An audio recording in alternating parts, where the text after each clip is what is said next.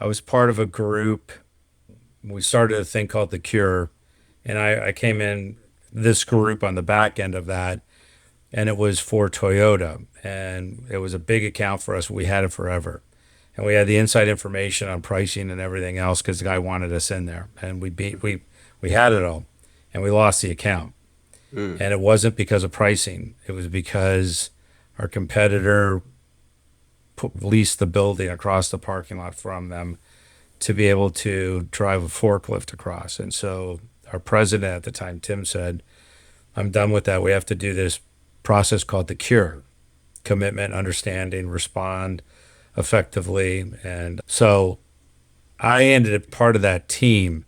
And through the years that we did hundreds of these things, and it was amazing what made customers what they would tell you that was important to them, way beyond the price, that they needed something.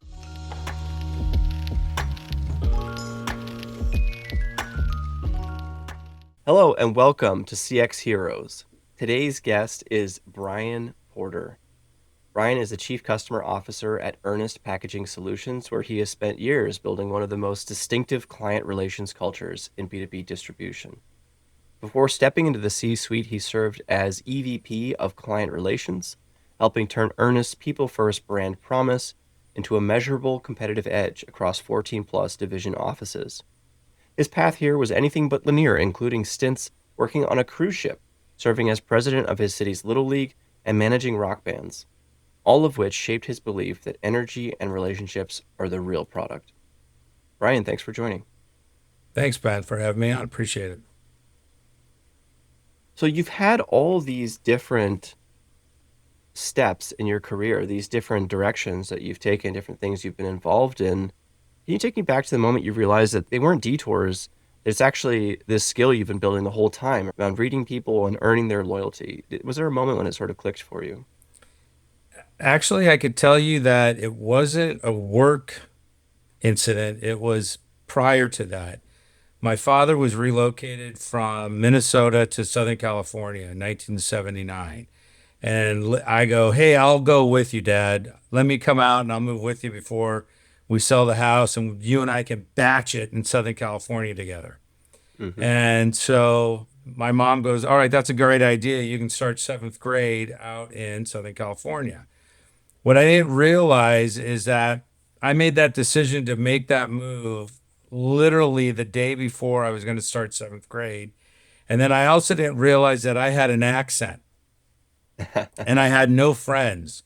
And so I went into seventh grade not knowing anyone and not knowing I spoke funny. And so I was thrown headfirst into a very strange environment where my high school had people that knew each other for years in elementary school and they already had these cliques. And so at that moment, I knew no one and I was definitely an outsider. And so I knew the person across the street that was mowing my father's yard named Tom Christie. And to this day, we are still best friends. But Tom was not a friend of mine back then and tried to, I don't know, give me advice, whatever you would call it.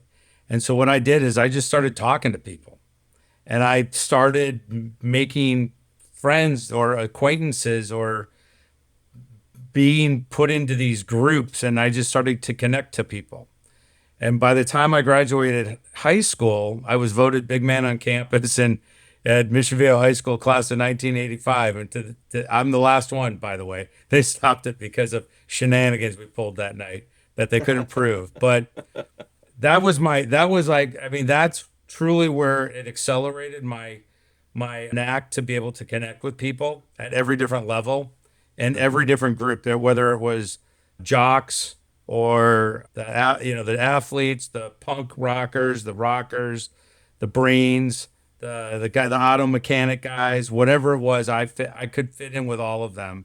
Hmm. And then Tom would say, "Man, that's that's a special thing you have there. I can't do that." He was an athlete. He played soccer and very smart. He was extremely smart.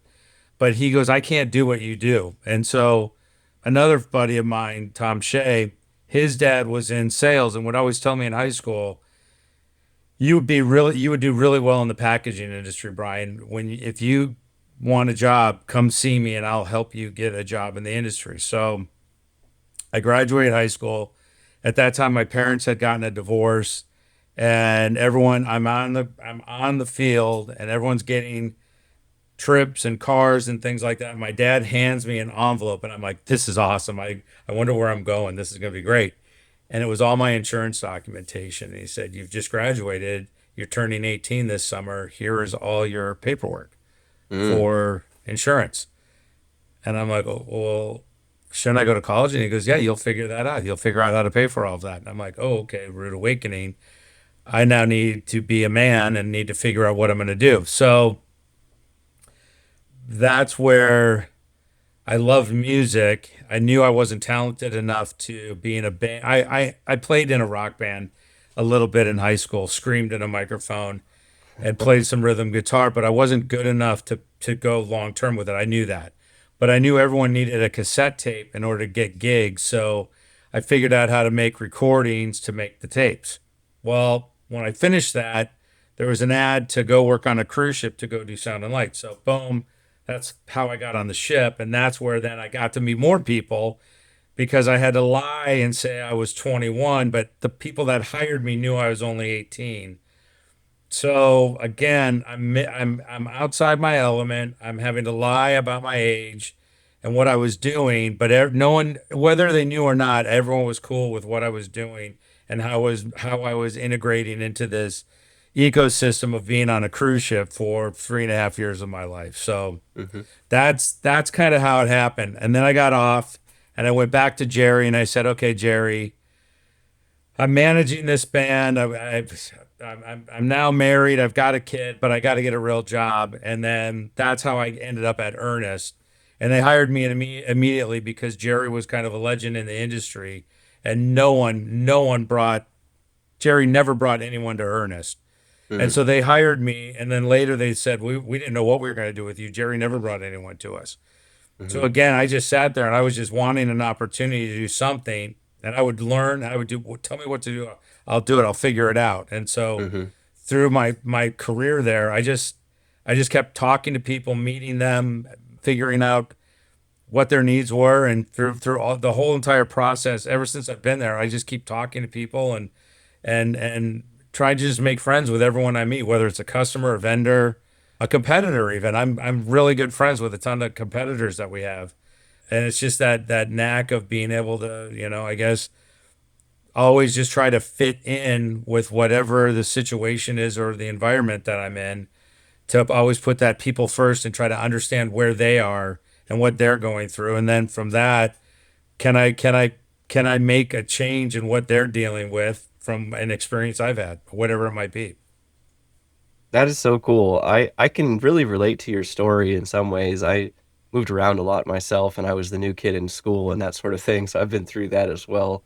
I don't think I had, especially at that time, I didn't have a sort of a immediate knack for the social skill, maybe to the degree that you have it or had it, but yeah, I mean, that's great, and I think there's so many people in life who really are ready to have a conversation. They're ready to become your acquaintance. They're ready to become your friend or colleague.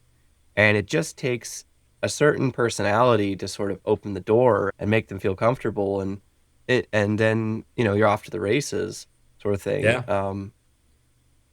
A lot of people want to join a group, but nobody wants to start a group.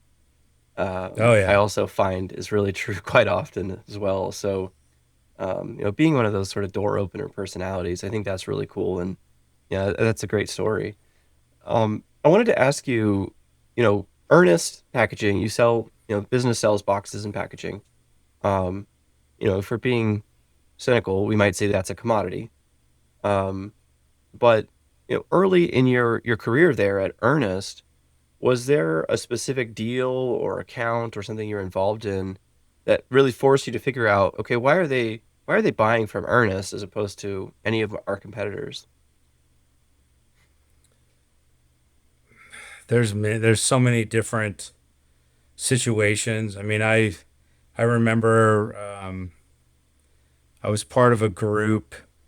We started a thing called The Cure, and I came in this group on the back end of that, and it was for Toyota, and it was a big account for us. We had it forever, and we had the inside information on pricing and everything else because the guy wanted us in there, and we had it all, and we lost the account, Mm. and it wasn't because of pricing. It was because our competitor leased the building across the parking lot from them to be able to drive a forklift across. And so our president at the time, Tim, said, I'm done with that. We have to do this process called the cure: commitment, understanding, respond effectively. And so I ended up becoming part of that team. And through the years that we did hundreds of these things, and it was amazing what made customers, what they would tell you that was important to them way beyond the price, that they needed something. And they would, and we become almost like, psychologists when we talk to them, because it was like a Kaizen event in some instances where you Hmm. would just start asking, why do you do this? And this was, Hmm. this was so far, this was like, literally, this was when we started doing these, it was in the late 90s, Hmm. early 2000s. And so that's why I can't tell you one specific time, but it was being part of this group when we would do these things. And I would work with the different guys on the team. When I started, I wasn't, they started it, I was outside of it, and I was kind of a consultant for it. And for the group, they were hiring outside vendors to do the role that I ended up becoming part of for the inner packaging side of it. And they go, have Brian do it. He knows more than I do. I'm calling him for all my information that I'm giving you guys. Brian knows what we're doing. But the guys on the team, some of the stuff that we'd come up with was just mind blowing. That we had one guy, um, Calco Lighting in Las Vegas. They made the chandeliers for the casinos, and the women trained their eyes how to paint to what it would look like with fluorescent lighting. It was wild. So Wow. you would see it in this environment and it looked weird, but then when it would be in natural light, it looked the way it was supposed to look. And we're like, well, why don't we just get the regular lights that are more expensive, but it'll look like natural lighting? And they said, no, these women are all trained now to look this way. I'd have to hire all new people. And it was just that it was crazy stuff like that that we would come across, and we'd present these ideas, and they're like, no, we can't change because this is how these things are already set up. We can't do that. We had Right. one, Mike Martinez, genius with corrugated. He does all of our cardboard chaos stuff. If you look it up on YouTube, the guy's a genius with paper. And he came That up with sounds one like for fun. JC Penney's. They were having all their drapes sheer. Hmm. This is when drapery was big back in the night, Hmm. like I said, 90s, early 2000s. And they would ship this stuff to the installers on UPS, and they would shear when they would shipping. They would literally rip in half. Mike came up with this idea called a real drape, where they'd roll them up and ship them in compartments, and you could get more of them in a box, and they would not be wrinkled, so they wouldn't have to go to a shop and be steamed. I mean, it solved all these problems, and they couldn't wrap their head around how to change their distribution system to accommodate it. It was wild. It just, and then obviously drapes didn't become fashionable anymore, so it was a state of complete when it just slowly but surely did the slow burn, and that stuff went away. But it was stuff like that was a crazy time for it. So, but now Ernest, really quick, just not to correct you, but we've changed the name. We rebranded it, so it's now just Ernest because we do so many things now for Hmm. customers. We dropped the packaging and the solutions. Now it's just Ernest. Got it. Yeah. So that, Yeah. well, I have a question here I wanted to get to later, I think, about the rebrand. Yeah. Um, but real quick, I just searched Cardboard Chaos on YouTube, and that looks really fun. I mean, you guys are making, I guess it's this Mike Martinez you mentioned is making guitars and drum kits and skateboards and all sorts of things out of cardboard. That looks like a lot of fun. Oh yeah. It started with a surfboard for Signal Snowboards where they had a video series called Every Third Thursday. Hmm. And they came to us and they said, can you guys make a snowboard? So we did. And then we said, hey, well, can we continue this and we'll make other stuff out of cardboard? with it. And then so we did, and then we made a few. We made a surfboard. We made what was it? So we made this surfboard. Then Tony Hawk saw it and text and emailed us saying, "If you make a skateboard, I'll ride it." But then we made a balance bike for Prince Lionheart. I mean, they're long stories, but if you watch them, that's kind of the sequence. And then we made the skateboard because we didn't want to kill Tony Hawk if we didn't make it right. Because if it broke while he was, grinding on a coping, and then Fender Guitars saw the Tony Hawk, and they said, "Could you make a paper guitar?" So we did that. And then we made a wake. The wakeboard is one of my favorite ones. The videography and the wakeboard one is absolutely amazing. We made a snowboard park, and the guys that rode on it went to the Winter Olympics in Sochi, Russia, and like three of them have gold medals or whatever. It was wild. It was, I mean, the stuff that they come up with. It's just, and then we did a bunch of instruments and stuff. And then my favorite instrument one is Matt Sorum from the Cult and Guns N' Roses is playing drums with Billy Gibson of ZZ Top, and it was after ZZ Top played and they recorded it out in Palm Springs, and he Nice. wrote a song for my paper guitar and sing. It's crazy. It's Well, just it's wild. I mean, this is fantastic, right? Because I mean, people think of, Yeah, paper and packaging, and it's kind of yeah, boring, and and yeah, then here your company and you being involved in this, I'm sure yeah. in some way, you've gone and you know, really, the commodity is gone right now. We have this fun medium that we're doing all these different things with. It's about You know, people. connecting back to your experiences Yeah. as a band Oh, the music manager as stuff I well, love with Dave right? Lee. Dave's like, "Hey, Brian, what's going on?" I'm like, "Dave, this is awesome." Yeah, I love it. Oh, it's awesome. That's great. Okay, so got another question here for you. So there's a an idea that Ernest has, which is called the Ernest Edge, and it's basically it's the people, right? Yep. And that's the kind of thing, we've all seen, like, corporate slogans, and there'd be like a banner on the wall or something. It'll be like on the Yep. website, Yep. and that's pretty easy to do. It's very different between like writing it on the wall and having it actually lived day by day. Um, was there something that you've had to change in the organization and like how it ran to No. sort of No. make that a thing, or was that more of like putting a label on what already was in place? No, we tried to capture it. That was where we found that if a customer came to our facilities and took a tour, we had a higher rate of getting that customer, and a customer then be any our customers stay with us long term once we open them up. Mm-hmm. That's one. So then by getting a customer, we find a higher close rate if they would come to our building and get to meet the people because Mm, they're in our divisions. Like all of our divisions are standalone P&Ls. Like the one in Salt Lake City, everyone's in Salt Lake City. Customer service is in Salt Lake City. The buying group is in Salt Lake City. Everyone's in Salt Lake City. That they don't call somewhere. Like if you do business with Uline, you're calling back to Wisconsin. If you mm, do business with Veritiv, you're calling back to North Cross, Georgia.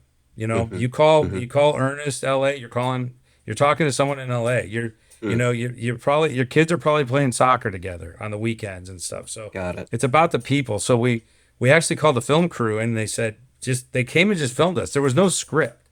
Mm-hmm, They just started talking to people, and then they would call you out and they'd ask you some questions. So they, kind of like with you, you have a couple questions, and then the stories just go from there, and then you'll circle back and ask more questions based upon the answers.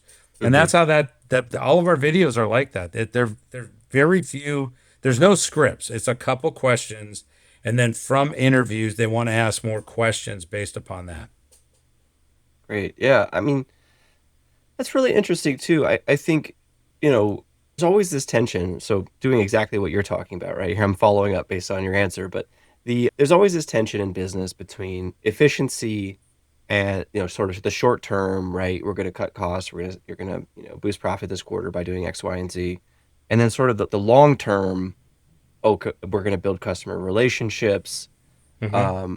We're going to be long term effective, right? And that you have like your quarterly targets you have to hit, and there's sort of this the revenue making pressure of being in a business.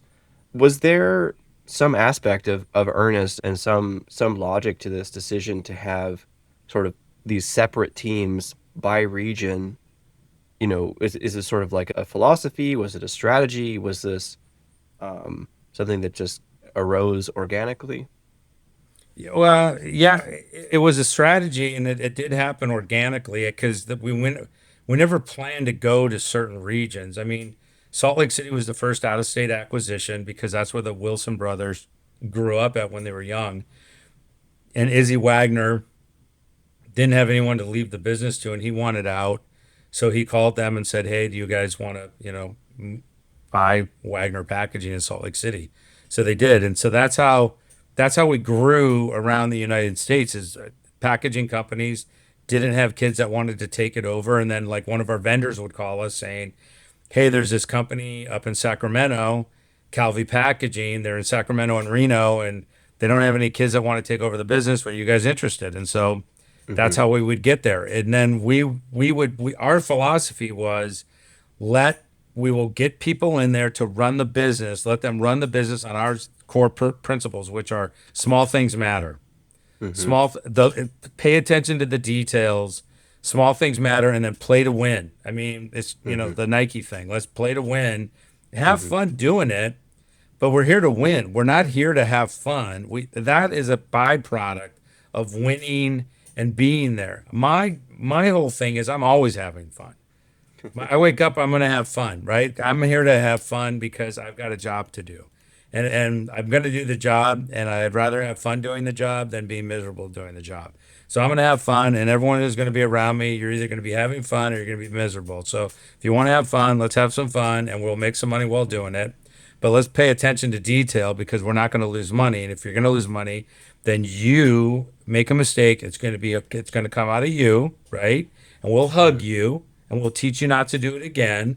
And we'll probably give you a pass the first time, but the second time, this is going to be your problem.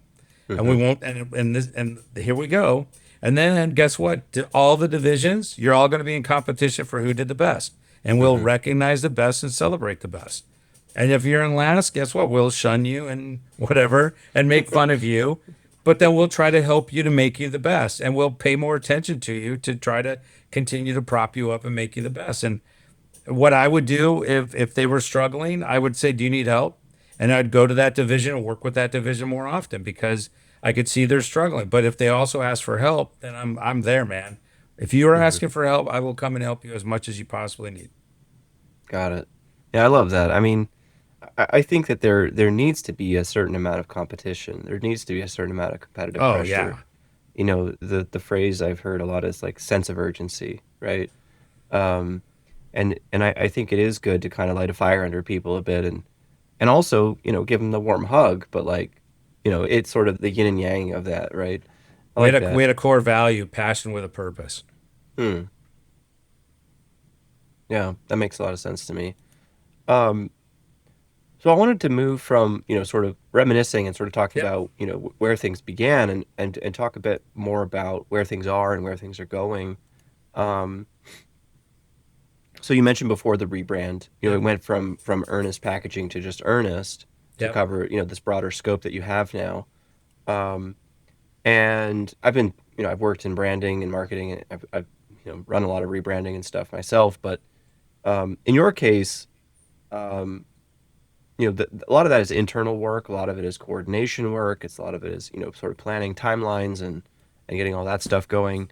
Um, with all these division offices, which are pretty independent, and all these employees across those locations, as chief customer officer, like how do you keep the relationship driven culture and the new branding and everything around that consistent across all those locations without it just being, kind of reading off the script every time? Yeah, that's some of that's the secret sauce. We have the president, now CEO. His dad was really big, who passed away last November at 101 and Oh, a half almost. oh, what Yeah, a great Charles. run. Oh 101. man, and he did it in his sleep. I'm like, God damn, he did it right. Anyhow, he was very Wow. big about it's about the people, and so when we started growing like crazy, we created Ernest Brand Council, where every division has a representative on it. So when we roll things out, there's a big initiative, and they get together, and we have like our State of the Union. Tim does a big State of the Union at the start of our fiscal year when he talks about the initiatives for the year and the planning. And then Hmm. throughout the year, there's events where we focus on what's going to happen. And so it's very well planned out. It's not just, hey, we're having a party or hey, we're just going to send an email.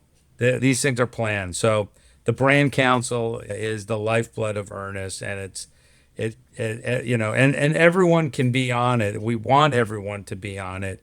I think it's a 2-year term that you have to do if you volunteer to be on it, and you serve on committees. There's different committees on it that they do and things like that. And so that's how that all that information gets out there on a regular basis and stays out there and stays in front of them. And then we have an intranet where announcements get posted on a daily basis. It's hard for the sales reps because they're out in the field. They don't see those things. So when they do come in, we have areas where we put posters up for monthly things, and they actually print out calendars with like anniversaries and birthdays and things like that on it. So we try to keep things like, the cultural stuff in people's faces that are traditionally out in the field, like our salespeople, our drivers that are not in an office. They don't have a laptop or computer in front of them on a regular basis, so they're not seeing the cultural things happening. Hmm. Hmm. Got it. Okay. Oh, yeah. I mean, I love the brand council and the State of the Union and those different pieces that you're using there. It seems like a very effective approach. I wanted to ask you next about this. Obviously, there's all this activity going on in AI right now. There's all this conversation about technology, Yep. um, and where that should and shouldn't, be in terms of customer relationships. And in your business, it's high touch, it's relationship led. You have these sort of very long term, very loyal customers. AI and automation, all these things, you know, it might feel a little bit like a threat to that or like a challenge to that because it's sort of impersonal and um, might get away from those human elements. But um, obviously, you're using technology in your business, and so where where have you decided technology belongs in the customer experience, Ernest, and where have you chosen, deliberately to keep it human? So October, Tim Wilson at the time was the president, Hmm. came to me and he said, "Look, Brian, I need you to become the symbol of the company because my father is aging. He's not going to Hmm. be here forever. And you and I are, the guys of the company. And I Hmm. can't be it because I'm going to have to be the CEO. And you're out there, so this is what I need from you." I said, "Okay." And he goes, "Also, I'm going to promote you to be the chief customer officer. So I'm going to take you away from the sales side of things, and I want you to become the voice of the customer." I said, "Well, what the heck does that mean?" He goes, "I want you to go out and meet with our top customers, and I want you to get the highest level decision maker at these accounts and find out how we're doing." I said, "How do you want me to do it?" He goes, "I don't know. Figure it out like you always do." So we have a high, what is it? The executive level chat things. Hmm. So Sally and I created my program. Hmm. So I sat with Sally and I said, "What is a chief customer officer, Sally?"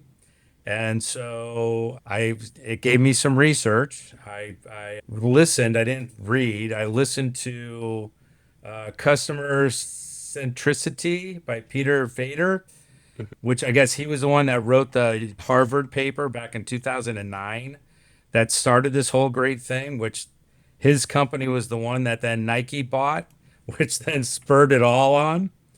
Then I listened to the book, The Ultimate Question, which really is now the whole driving force behind every time you get a phone call or, oh,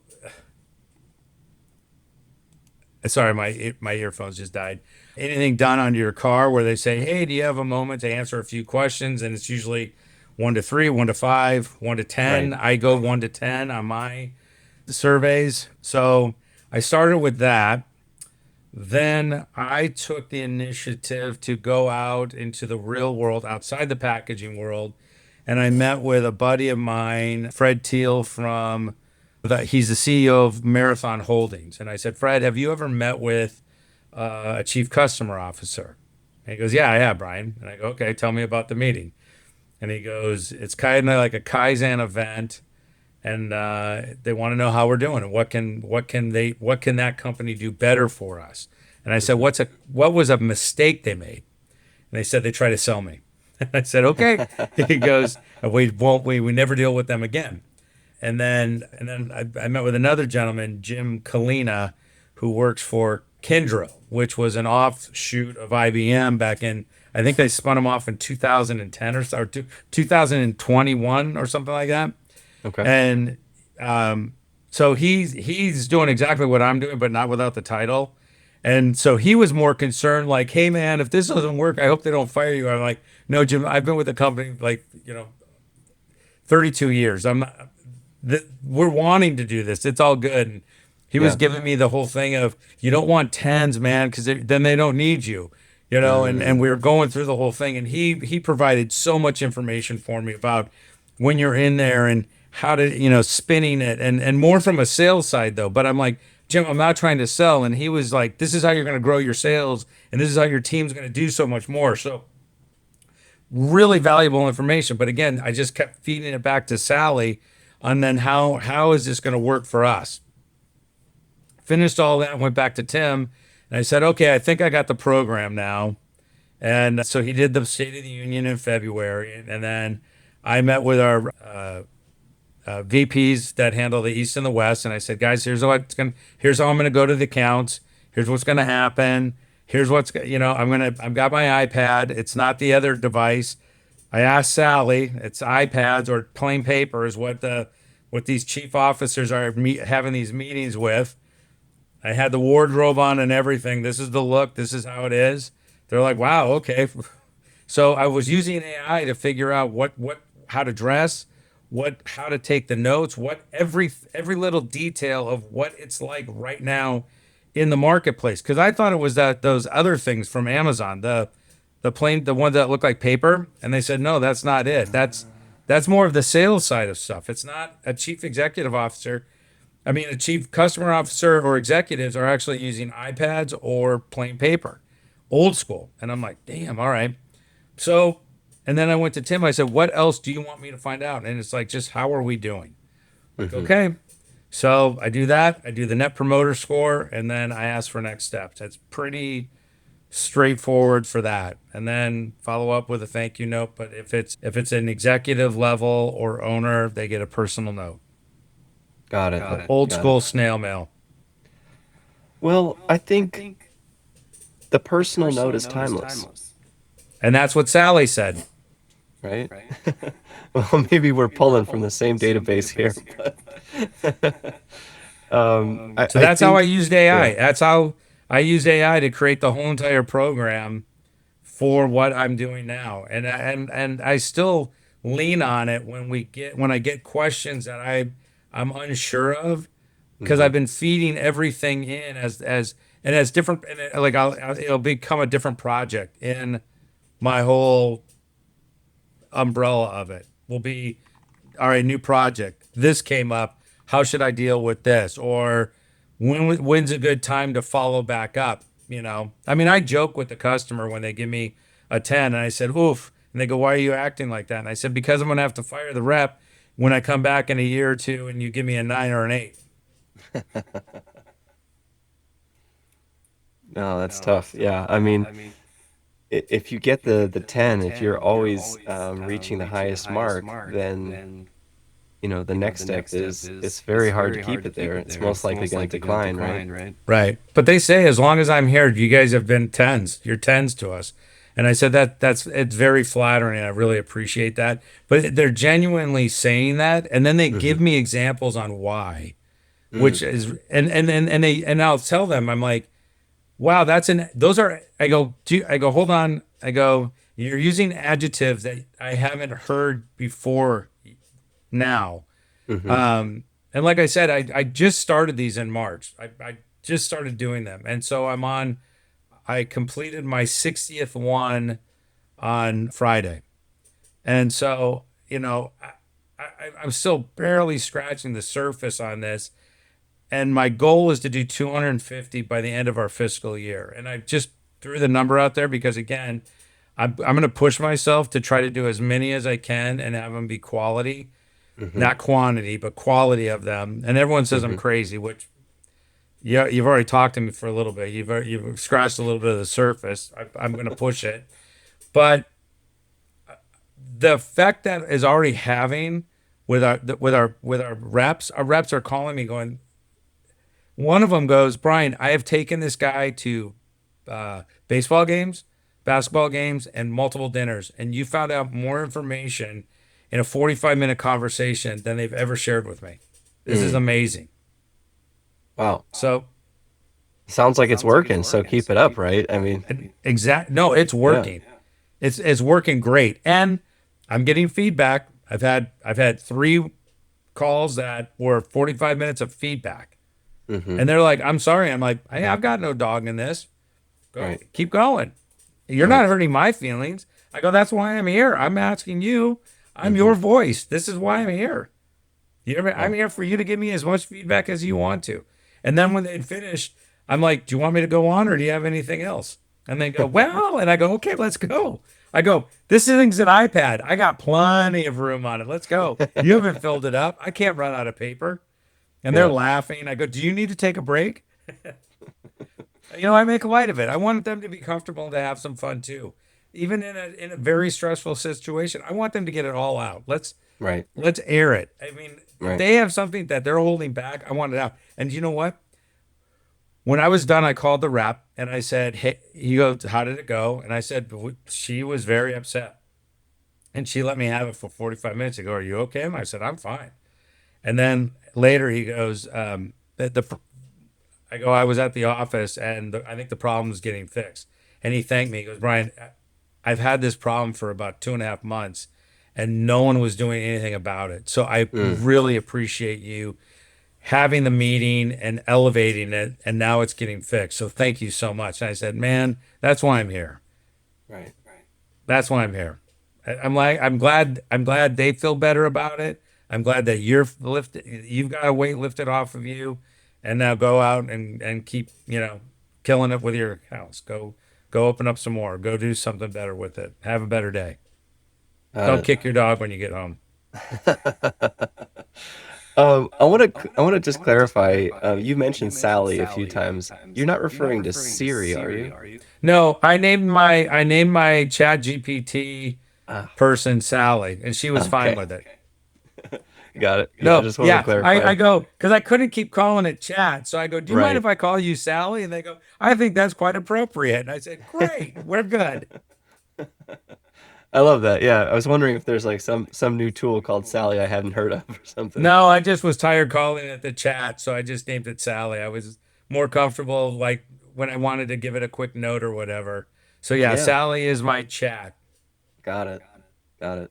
Yeah, I think it's kind of natural to give a human name. Um, but what a great story. Just showing the real experience of what that felt like. You know, the handoff. This is your new job title. Okay, figuring it out, and then of course the way that it's gone, it sounds like it's going swimmingly. I think And so. it's the same theme again that we started with, where you're sort of plunging into this new environment. You have to talk to people, you have to figure it out, and then somehow been able to open the door for people and make them feel comfortable. Oh yeah, I love what I do. This is I love this whole thing. I mean, whatever bumps we hit, they're little bumps. It's not a big deal. I don't. Hmm. My whole career, I think that I was telling Janelle they did an internal release, saying about the role, and I said, "Janelle, the last role I did was the longest one I did at this company, and I think it was for like 18 years. Before that, it was like, 'Hey Brian, can you do this?' All right. 'Hey Brian, I need you to go do this.' All right." I mean, that's how I grew at the company. Everyone's like, "How'd you get Hmm. here?" I'm like, "I have no idea. They just kept asking me to do stuff and I would do it. And they're like, "Okay, we're going to promote you to this title." I'm like, "Oh, okay, thanks. I appreciate it." I never asked, I never thought I was going to be this individual. I never wanted to do, all I wanted was a job that had insurance Hmm. benefits to take Hmm. care of my wife and my kid at the time. That's all I wanted. Sure. And then it Sure. was like, okay, now I'm doing this. Okay, this is kind of cool. And then it was like, all right, well, now you can do this. I mean, it wasn't, it just, I just love the company. I love the family, the Wilson family. They've always taken really good care of me, and I'll Hmm. do anything for them. And the company itself, I mean, I started, I want to say there was like 65, maybe 68 total employees. We're now like almost 800. It's Wow. nuts. Yeah. I mean, what a journey. I mean, feel like I can relate really well. I've been at my current company for a long time as well. I know the founder and their family, and I've been tasked with sort of doing whatever we need along the way. So parallels there as well. Yeah, it's been great to chat with you, Brian. I want to wrap up the episode here with one question. Do you have a book, a podcast, a personality, or something you've been enjoying recently that you want to recommend to the audience or to me? The podcast that right now Tim Wilson and I really like listening to is Acquired. I don't know why. It's these two guys that are investment guys and they break down companies and it's like I Jones on that. There's no one book or anything else. I am ADDDHD to the max, so I'm pinging all over the place with everything. I can't even listen to a book too long. I have to keep bouncing around all over the place. So even with the podcast, well, even Acquired is usually a 4 hour podcast, Wow. but I get it in snippets of it. So it's very entertaining for that standpoint. I really like because it's about building companies and these Hmm. people that build companies or whatever it might be. The last one that they just released was Vanguard, and that was pretty interesting. But one of my favorite ones was Costco was a really good one. Hermes was a fantastic one. Those were two ones, and Tim really likes the Rolex one because it's about artisanship and craftsmanship and building something that really stands out on it. So I mean, we go back and forth um, on that one. We got really big into personal coaching based upon oh god, what was the book? It was Michael Jordan's personal coach, and we went crazy over that. Where we've actually hired coaches for our staff. Relentless was the book, and that was awesome. And so we've had coaches work with our sales reps, like performance coaches, like sports psychologists and stuff like that, because to help them get through these like mental blocks and stuff, you know. Because I think that we sat down one day and we go, how many uh, football players are on a college football team or whatever, and I think it's what is it 70 something like that 78 players, and then how many coaches? It's like 100. You know, when you have which there's far more coaches and staff than there are players because of all the backup. And so we're like, okay, so we're hiring these people that are these, let's look at them as performance athletes, and we give them one head coach. Hmm. So we looked at that and we were examining that for a while. We've kind of paused it just because we're back in a growth mode again and growing like crazy. We still have them. We're still doing that program, but we were at one point looking at like expanding it like crazy. But anyhow, so that was a book that really fired us up for a while and got us going. And now the Acquired stuff is that's been topic of conversation and usually generates a topic in one of our manager meetings every year. So I enjoy it. It spurs you off into a lot of different directions and themes based upon whatever I think whatever field you're in. Yeah, and they're entertaining now. I mean, because you can go back and listen to their stuff early on, and you're like, wow, they've come a long way. Great. Well, Brian, it's been a pleasure to speak with you. Um, Great recommendations, even better stories. I'm learning a ton. I hope the audience gets a bunch out of this one. Everybody, if you want to connect with Brian, it's Brian Porter on LinkedIn. And that is it for this episode of CX Heroes. We will see you next time.